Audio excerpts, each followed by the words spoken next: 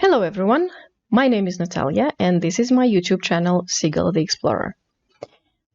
Today I'm going to make another reaction video that was requested in the comments to my previous reaction videos, and today that will be the video from Geography Now about India. So India is the second most populous country in the world, soon to be the first. It is estimated that by 2050 it will surpass China in the number of people living in the country. We'll see. I'm sure that everybody heard at least something about India. Of course, I heard something about India myself. It's one of the most ancient cultures in the history of humankind. Well, they were the ones who actually created the numbers, although they are called Arabic, but they are actually Indian. And I think people from India call them Indian numbers, not Arabic.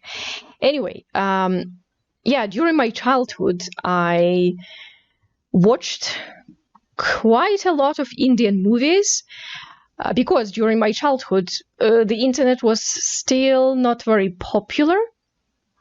Well, at least in Belarus. So television was the source of entertainment, the main source of entertainment, and on Sundays, yeah, there were a lot of Indian movies. So yeah, that's why I watched them. They are mostly entertaining. There is a lot of music in Indian movies. Actually, I don't know modern Indian movies. I don't know. I actually know nothing about them. But the ones that were created during my childhood were, I mean, full of music. There were a lot of dances and singing. Yeah. So yeah, I have never been to India. So I would say I don't know much about the country. So I hope that this video will be very educational and I will learn a lot. So we'll see. Let's start. So, we have finally encroached upon the giant India. Some of you have been waiting a long time for this episode. I'm just gonna say straight up, you all know India is incredibly complex and diverse. Even Indians have trouble understanding their own country. Obviously, I won't be able to scratch even the surface in this episode, but I'll try my best. A lot of you Indian geography peeps have helped me along the way, so thank you, and without further ado, let's begin. It's time to learn geography now! Hey everybody, I'm your host Barbie. This place doesn't even need much of an introduction. Everybody has heard of India. It's big, it's loud, it's colorful, and most importantly, it has a plethora of confusing territorial anomalies that I just can't wait to cover. Here we go. There's an old saying, India is a place where everyone is in a hurry, but no one is ever on time. First of all, India is located in South Asia, right on the Indian and Arabian Seas and the Bay of Bengal, bordered by 6 other countries, so close to 7, but that land bridge between Sri Lanka got wiped away like 600 years ago by a cyclone. India is divided into 29 states and 7 union territories, with the capital New Delhi, which acts as its own administrative unit, located in the capital territory. Keep in mind, New Delhi is actually just the name of one of the districts in the capital territory made up of 11. The largest city, however, is actually Mumbai, with New Delhi, Bangalore or Bengaluru, and Hyderabad following after. However, the 4 busiest airports are Delhi Indira Gandhi International, Mumbai's Chhatrapati Shivaji International, Bengaluru's Kempe Gowda International, and Chennai International in the south. You know why I'm smiling. This is my favorite part of any episode we ever make. Territorial anomaly time. India is loaded with strange borders and deliciously complex demarcation lines. First of all, what exactly is a union territory? In the simplest way I can put this, union territories are places that are too distinct to be incorporated into a state, but too small to have their own local governments. The first one, of course, is the Delhi National Capital Territory, where the capital lies. Chandigarh is a post-independent city constructed to replace Lahore as the capital of the Punjab area after it was split up between India and Pakistan. Then you have the island territories, the smallest one, Lakshadweep, and the Andaman and Nicobar Islands. The Andaman Islands being home to one of the last uncontacted people groups on the planet, the Sentinelese tribe, whom have been hostile to visitors and are therefore left alone, as well as the Nicobar Islands, which actually used to be a short-lived colony of Denmark. Finally, the 3 remaining territories are former European European colony towns and ports. Dadra and Nagar Haveli, Daman and Diu, which are separated by about 200 kilometers across the Gulf of Kambat, and the most confusing Union territory, the French-speaking Puducherry, which is actually split up between 4 district cities across India: Karikal, Mahe, Yanaon, and Pondicherry. Pondicherry is strange because it has 11 enclaves within the Tamil Nadu state. Oh, and in this area, you can also find that experimental hippie-ish commune with a little bit of controversy. Look it up. Oh, and don't forget, here, the eastern states, also known as the Seven Sisters, are connected by this incredibly narrow 27-kilometer wide pathway known as the Siliguri Corridor. This pathway is like a crucial artery that completes the India puzzle. Or so you would think. Now let's discuss the juicy stuff. Now, in the China episode, I already talked about the disputed areas with India, such as Aksai Chin and Arunachal Pradesh, the latter pretty much just belonging to India as it's almost completely inhabited and operated by Indians. So let's move to the other disputes. Now, as of 2015, the Bangladesh episode is already outdated as India and Bangladesh have finally come to an agreement over the frighteningly complex former enclave-exclave dispute. In the end, India only lost about 40 square kilometers of land to Bangladesh, and now only a few enclaves and exclaves exist. Now let's head north. Now, when you try to draw the shape of India, you might want to be careful which depiction you use. Some might use this picture, some might use this, some might use this, and those that don't really study very well might use this. The point is, the whole area is like the most heavily militarized Really? Really? Who would confuse Italy, India? Come on. Anyway. Diplomatically stressed out region on the planet. It's already had like 4 wars in the past half century. Basically, India, Pakistan, and to some extent China all want the entire area for themselves, although it's more of like a Pakistan-India thing. In the China episode, we already discussed the Chinese disputes with India, so I won't cover those in this episode. If you want to learn more, just watch the China episode. But anyway, this entire area was a former domain known as the princely state of Jammu and Kashmir that was under royal Maharaja rulers all the way up until independence. Currently, this place is split up by this fenced-off militarized line known as the line of control between India and Pakistan. Why is this? Well, in the quickest way I can put this, Okay, the British are out. We get to take your land. no, we want to be an independent princely state. We're supposed to take your land, and majority of your people are Muslim, just like us, even though your ruler is Hindu as well. Hey, India? Yeah, If you help me, I'll let you secede my territory to your land with autonomy. deal. Ha! Your problem now! I love how Mike played India. He totally represents India. Oh, and keep in mind, Pakistan's capital, Islamabad, is less than 80 kilometers away from all that drama. The line of control meanders through the mountains until it stops at a point called NJ9842. This is where things get really crazy, because from there you hit the Siachen Glacier, the second longest non-polar glacier in the world, and this is pretty much the dead man zone. After point NJ9842, you hit the actual ground position line, a series of military outposts that extend all the way to the Chinese border. That means everything in this area is ground zero for the Indo-Pak tension. And you know, the crazy thing is there's actually literally small towns of normal, regular civilians living in these areas high up in the mountains, many of which just go about daily life, going to work and raising their families. Otherwise, they have a river dispute with Nepal and various river islands disputed with Bangladesh. Outside of all the dispute stuff though, India not only has the world's second largest road network and 3 of the world's top 10 megacities and their own space program, but they also have a copious abundance of landmarks and notable sites, way too many to list, but some of the ones that you guys, the Indian geography peeps, have told me to mention include places like the abandoned Danush Kodi Ghost City, Golconda Fort, the 4 pillars of Charminar, the Ajanta Buddhist art caves, the Ellora monolithic ruins, Mandu Fortress, the Golden Temple, which feeds over 100,000 people a day, the Gol Gumbaz Mausoleum, the Kalavantin Durg Post, the ruins of Hampi, the hill forts of Rajasthan, Shatrunjaya Hill, which is basically like a mecca for Jains, the Temple of the Bodhi Tree, Jal Mahal, Bangart Fort, the most haunted place in India, Mahabat Makbara, and keep in mind, just like in China, you can find a Great Wall of India in Rajsamand. There's also the Paritala Anjaneya Temple with the largest statue in India depicting Hanuman, and at over 150 acres, the Sri Rangan Attaswamy Temple, the largest Hindu temple in the world. Oh yeah, and there's also that building with the stuff in the thing, whatever. Anyway, we could go on for centuries talking about India's rich constructed domicile. Just wanted I wanted to pay attention to his shirt. I'm just wondering, so India has the flag, which is, as far as I remember, like orange, white, and green, right? I'm just wondering if he chose this shirt, well, especially for this episode. I just, needed to mention that. But what it lies on top of is even more fascinating. Now, don't make this mistake. I'm going to India. All I need are my sandals and sunscreen. Now, as the 7th largest country in land area, India has a wide range of landscapes, climates, and elevations that all contrast from one corner to the other. First of all, let's talk about the north. India sits on the Indian tectonic plate that essentially smashed into the Eurasian plate, which in return created the largest mountain range in the world, the Himalayas. The force is so strong that it's estimated that the Himalayas grow about 2.4 inches or 6.1 centimeters every year. There's also where you can find Kanchenjunga, the tallest mountain in India, or the 3rd in the world, right on the border of Nepal. Keep your eye on these mountains. These are pretty much the source of most of India's major rivers that give life to the whole country. That's why India takes these mountains so seriously. You can also find the largest natural lake, Wular, up in the Jammu Kashmir area. Below the Himalayas, you reach the North Indian River Plain, sometimes referred to as the Indus Ganga. This is the most fertile part of India where the most important rivers like the Ganges and its tributaries flow. Heading a little south, you reach the Satpura and Vindhya ranges that pretty much divide North India from South India. On each side, you get the West and East Ghat mountains, which in return creates this massive triangle thing called the Deccan Plateau. This place is moderately forested, especially in the east in the Chotra Nagpur Plateau,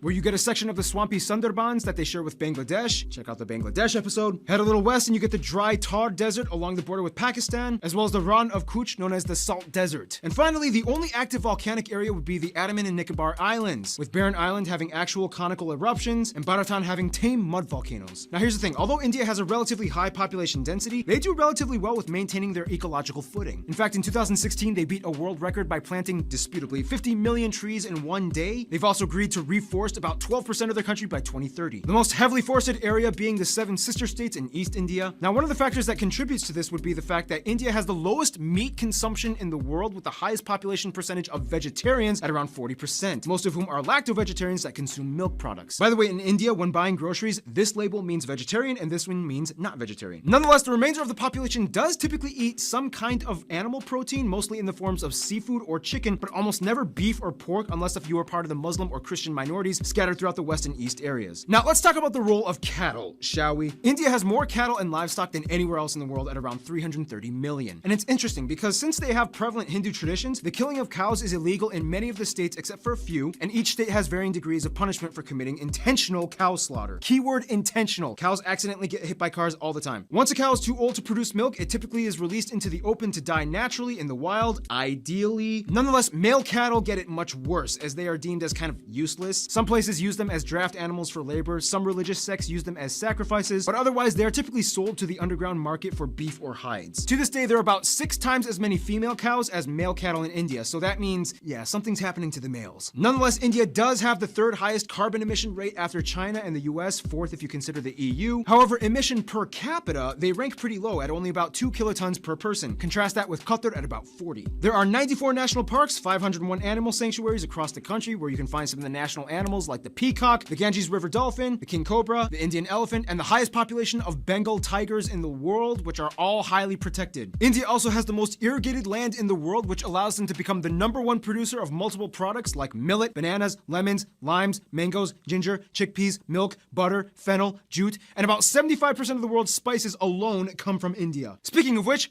food! Typically you can find the staples roti, chapati, and naan in the north, idli and dosa in the south, and everybody eats rice. The more commonly commercialized Indian foods that we in the West grew up knowing, like samosas, tikka masala, tandooris, and my favorite Indian dish, palak paneer, these usually come from the northern regions of India. Seriously, India, you took spinach and made it fat. I love you guys. Otherwise, the West is mostly known for their chutneys and pickled foods, as well as beef, since there's a high number of Muslims and Christians. The South uses a lot more coconut and has some of the best curries like poriyals, sambras, rasams, and tutus. And the East is known for having the best desserts like peda, mishti doi, rasgulla, or shondesh. Speaking of which, India is so I must admit, I have never even heard about these dishes. Well, mainly because I think I've never been to an Indian restaurant. Never. So these foods, yes.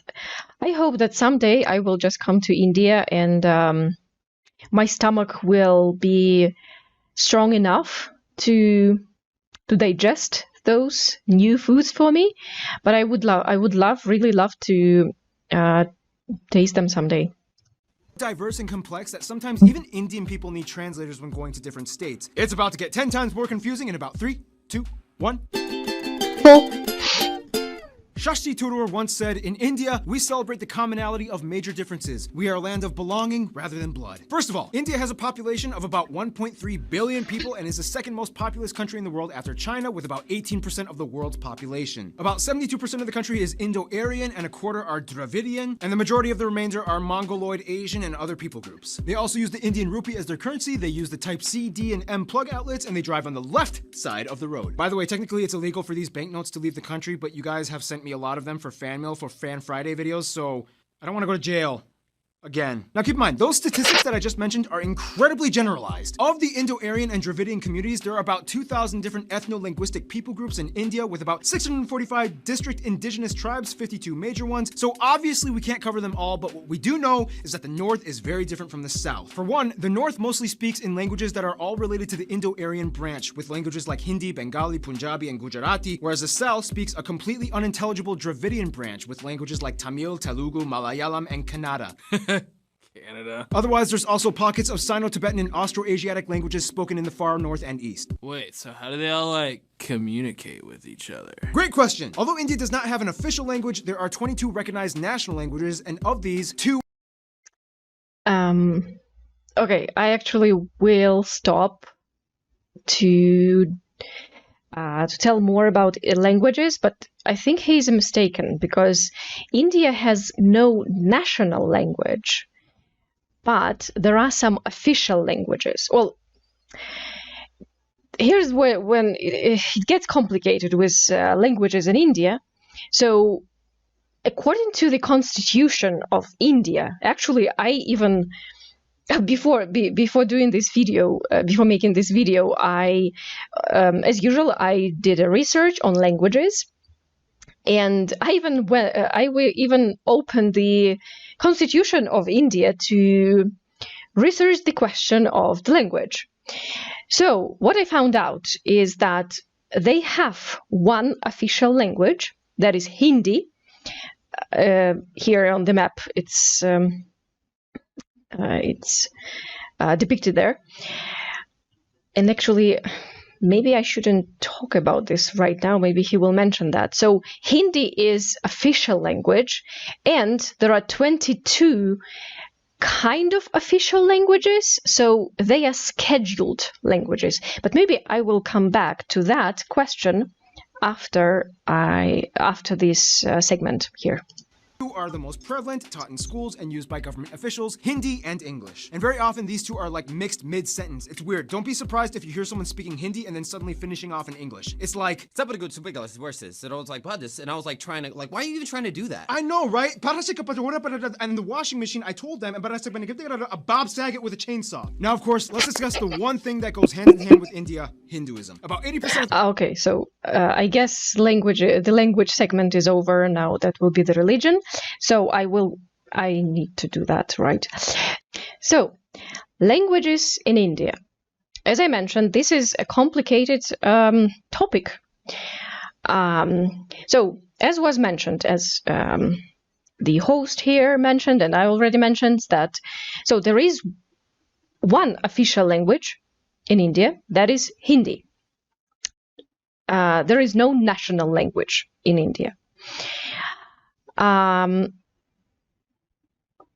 So, and by the way, there are 464 languages in total. That is according to Ethnologue, and 447 according to Wikipedia. I don't know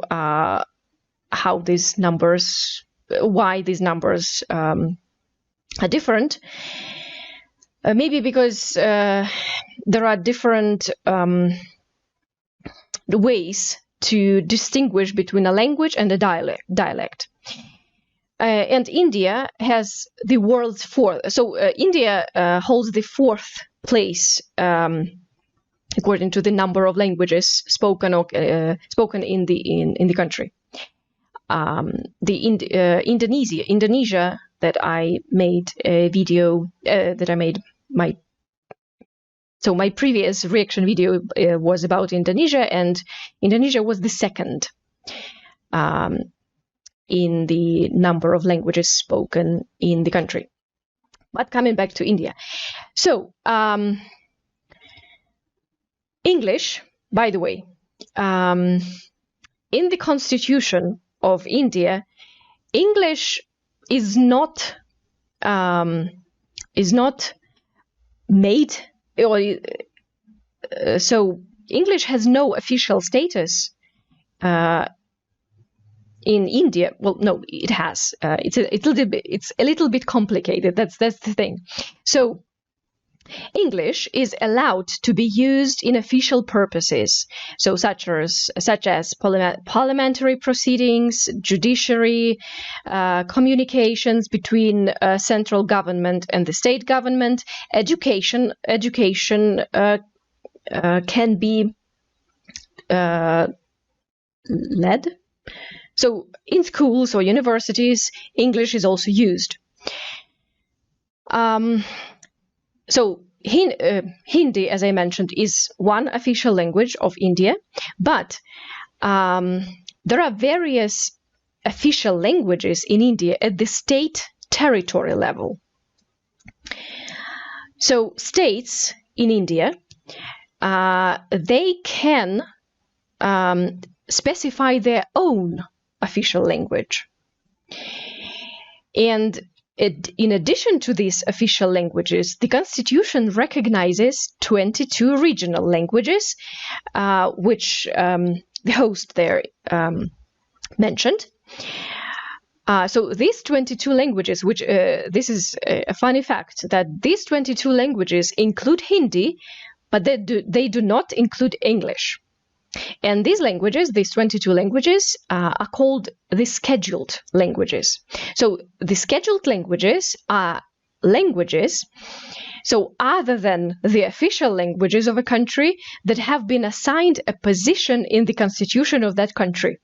So that what the scheduled language is, and these 22 languages are the scheduled languages.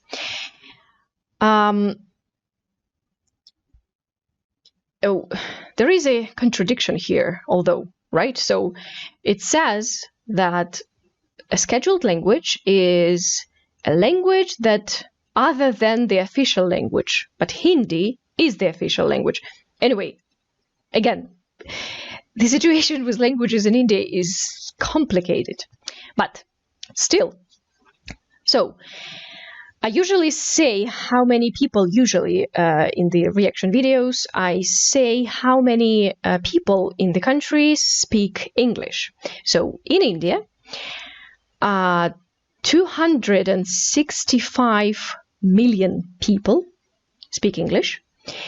Only 260,000 speak English as their first language. All the others speak English as their second language. Hindi, as being the official language of the country, and this is the most spoken language, and it is spoken by 596 million people. This is in all in all. So these are all the users in India. As their first language, Hindi is spoken by 339 million people, and 257 million people speak it as their second language. So among the scheduled languages, after Hindi, the most common language is Bengali. It is spoken by 97.2 million people, according to Wikipedia. According to Ethnologue, it is spoken by 96.5 million people. I don't know why the numbers are different, but that are the numbers. So the least spoken language among those 22 scheduled languages is Sanskrit. So 24.8 thousand people speak Sanskrit as their first language in India, and 5 million, by the way, 5 million people speak Sanskrit as their second language. By the way, Sanskrit is one of the oldest languages, known languages that are still alive. It's one of the 3 earliest ancient documented languages. And the version which existed a long time ago, it is known as Vedic Sanskrit, and in this, so this is the pre-classical form of Sanskrit, the Vedic Sanskrit language. So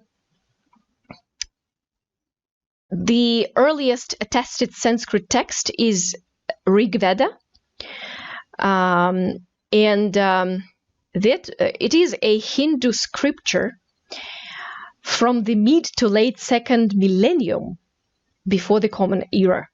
So it's a very old text. The written records were not.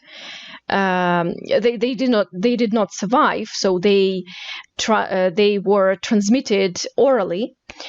But the scholars are generally confident that the oral transmission of the text is reliable. So Rig Veda, well, not written in Sanskrit, is one of the oldest books.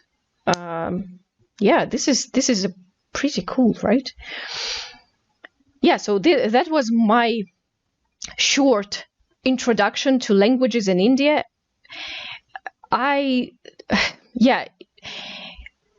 If you go and research this topic, it will take so much time to first research and then tell the story about the languages in India.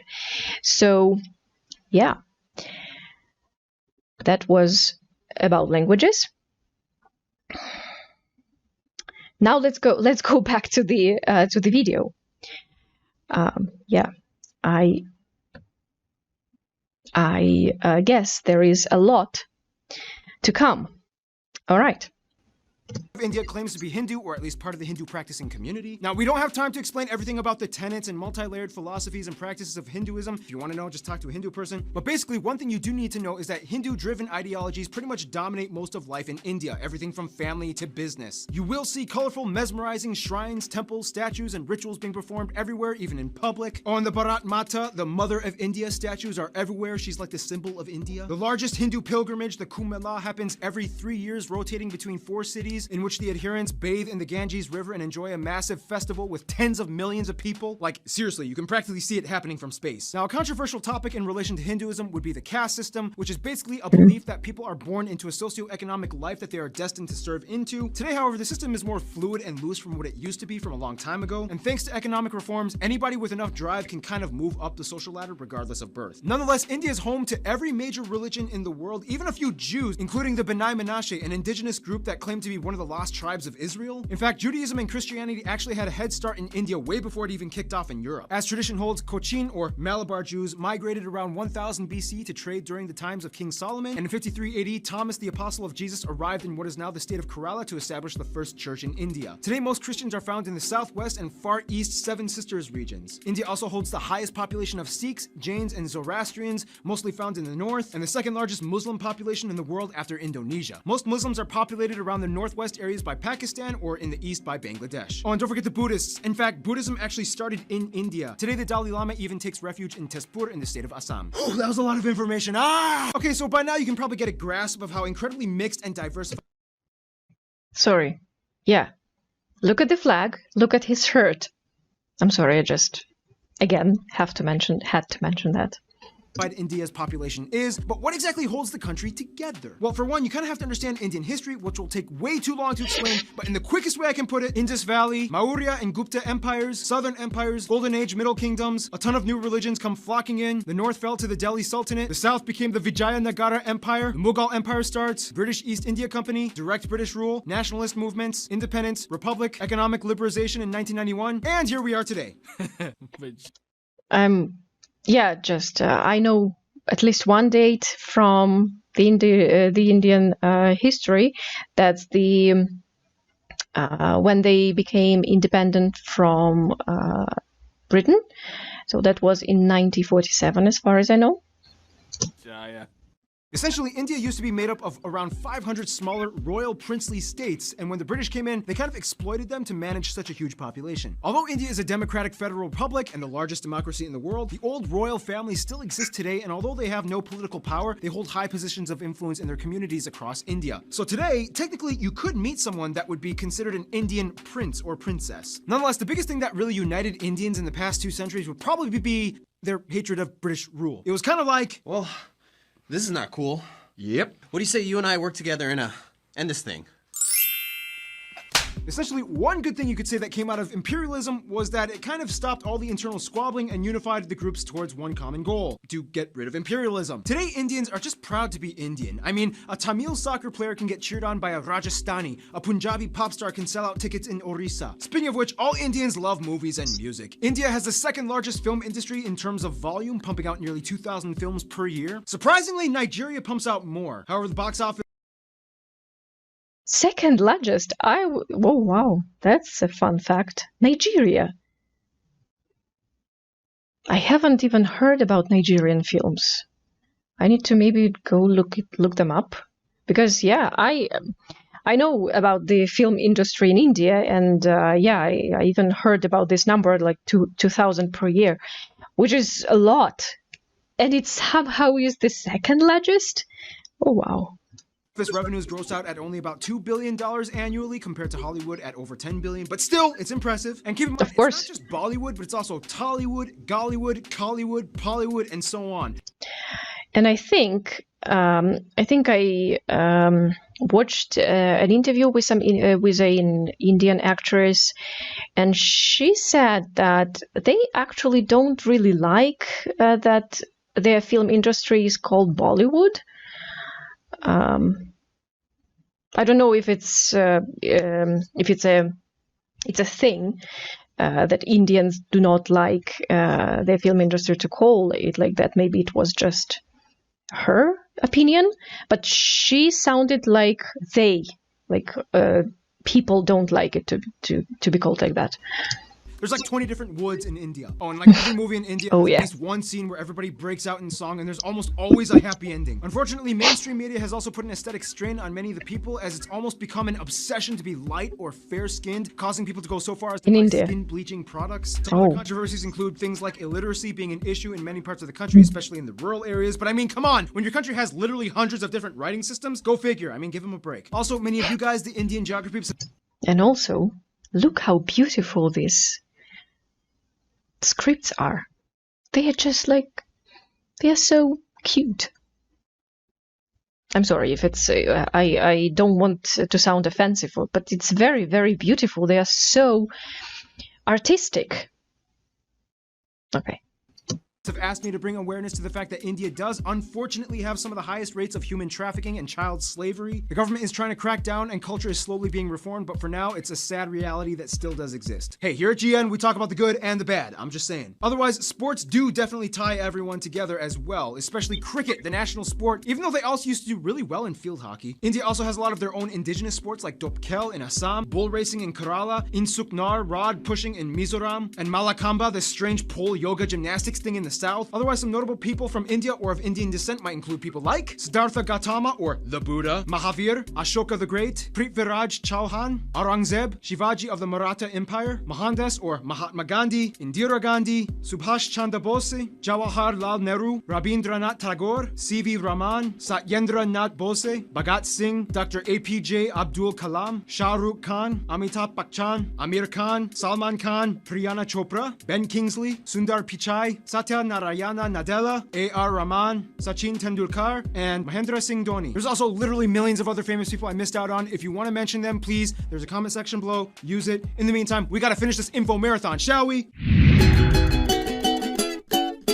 Now, no surprise, India is huge and therefore has a huge international outreach when it comes to diplomacy. To almost everyone except their immediate neighbors. First of all, countries with large population percentages of Hindus and Indians like Fiji, Guyana, Suriname, Trinidad and Tobago, Mauritius, and Malaysia typically stay close to India's roster of go-to friends. They enjoy cordial relations with trade. Now, the UK may have left on a sour note, but they still have a lot of ties to their former colonizer in terms of business and tourism. India is still part of the Commonwealth, not Commonwealth realm, there's a difference, and the UK has over 1.5 million citizens of Indian descent. As mentioned in the China episode, China is kind of like India's "I'm only here to do business with you and nothing else" friend, as drama still hasn't subsided in regards to the territory conflicts. Now, when it comes to the US, things started kind of sour back in the 70s during the Indo-Pak War of 1971, when the US sided with Pakistan, their arch nemesis. Today, relations have cooled off. Mostly, the US supports India's move towards democracy and is a key ally in the military conflicts in the Middle East. When it comes to their best friends, however, most of the Indians I talked to have said Russia and Bhutan. Russia because during the Indo-Pak Wars, Russia came in and supported them, and ever since then, each country has held a high position of respect for the other, especially as global superpowers. Bhutan and India signed a treaty of friendship almost immediately after independence. The two countries have shared interests and a currency-pegged system as well. Bhutan even supported the annexation of their cousins in the Sikkim state into India, as it gave a nice buffer of land from China's stake to their claim. In conclusion, you will not find anywhere else on Earth like India. Thousands and millions of people inhabiting a colorful, majestic, green, slightly gritty at times slab of Earth, blessed and cursed in so many ways, yet wonderfully harmonized, mostly in a unity unlike anywhere else. In the end, that's India. Stay tuned, Indonesia is coming up next. Which I already watched. All right, so yeah, that was it. It was shorter than I expected because, well, India is big, is enormous. Yeah, I would expect more, but of course, I guess that was the time when they did the videos. They tried to make the videos as small as they could, but with as much information as possible. And again, I would never be tired of thanking them for what they do and for what they are doing still, which is very good. Yeah, I learned a lot. But I think I need to rewatch it one more time because, of course, as they try to make the videos as small as possible, as short as possible, they are very fast. If you want to learn some information, you need to either slow down the YouTube video. It's possible there. Or you need to rewatch it. So I will do that, that's for sure. I like the video. India is a very interesting, very diverse country. 20 minutes, of course, okay, not 20, it's 19 minutes is not enough, of course, to tell about everything.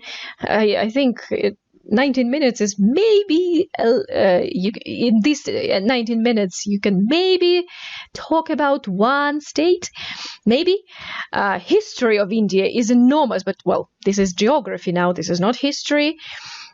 Still, they mentioned something about history, but of course, there's so much.